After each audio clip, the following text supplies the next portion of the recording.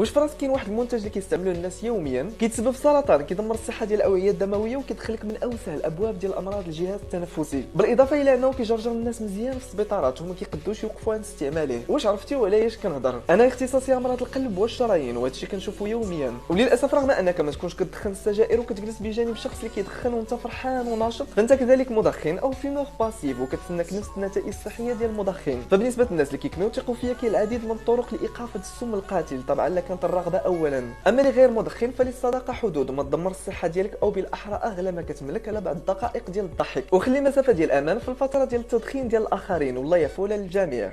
هذا اللي كتشوفوا هو افضل نوع ديال الشوكولا، كيقلل من معدل الاصابه بالاكتئاب، القلق والحزن، اونتي ديبريسور ناتورال، رائع ومفيد لصحه القلب والدوره الدمويه، بما في ذلك خفض معدل ديال السكتات القلبيه اللي تزادت في العصر الحالي واللي تبينت في عده دراسات اللي دارت سنه 2014. كيساعد في الحفظ والتذكر بما انه غني بالمعادن، بما في ذلك البوتاسيوم، الزنك والسيلينيوم، وعنده مجموعه الفوائد اخرى للبشره والجسم عامه. لكن خاص يتم اختيار هذا النوع ديال الشوكولا اللي كيحتوي على 70% او اكثر من الكاكاو، اللي قليل السكريات والدهون على عكس الانواع الاخرى.